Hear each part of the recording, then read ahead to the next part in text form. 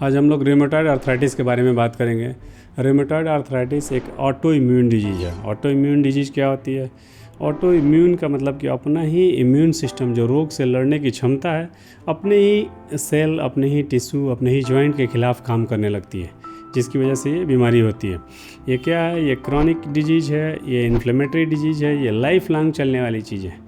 बहुत सारे लोगों में शुरुआत में अर्ली स्टेज में अगर इसका ट्रीटमेंट हो तो ठीक हो जाता है, बट ज़्यादातर 90% लोगों में ये लाइफ लॉन्ग बना रहता है। इसका क्या क्या सिम्टम होता है? मोस्टली ये सिमेट्रिकल होता है। सिमेट्रिकल का क्या मतलब है कि दोनों साइड में, बॉडी के आपके कलाई में होगा तो दोनों साइड के रिस्ट जॉइंट पे होगा, दोनों साइड के एल्बो में पेन होगा। मोस्टली ये स्मॉल जॉइंट को इन्वॉल्व करता है, बट कभी कभी अगर डिजीज एग्रेसिव है तो लार्ज जॉइंट को भी इन्वॉल्व कर सकता है। इसके क्या क्या लक्षण मिलते हैं?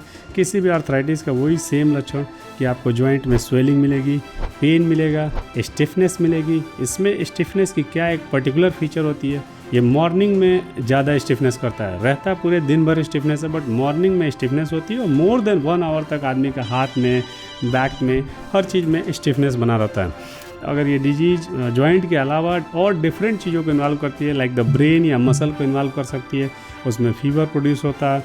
उसके अलावा ये लंग को इन्वॉल्व कर सकती है, जिससे पल्मोनरी फाइब्रोसिस होती है, प्लूरल एफ्यूजन होकर के आदमी को लंग बिल्कुल कंस्ट्रिक्ट हो जाती है, बहुत सीवियर कंडीशन होता है। उसके अलावा ये हार्ट को भी इन्वॉल्व कर सकता है। अगर स्किन को इन्वॉल्व करती है तो स्किन में रिमेटिक नोड्यूल मिलते हैं, छोटे छोटे ऐसे मल्टीपल गांठ मिलती है, छोटी छोटी सी, ये रिमेटिक नोड्यूल होती है। ये सब इसके सिम्टम हैं।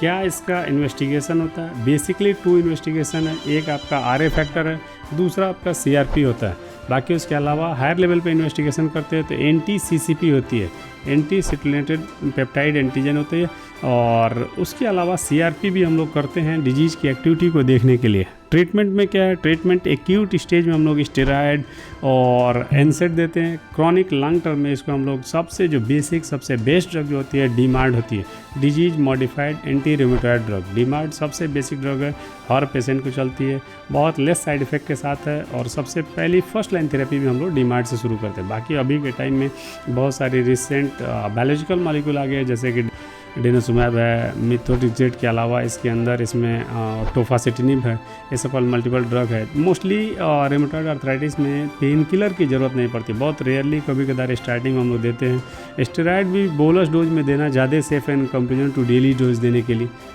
Thank you.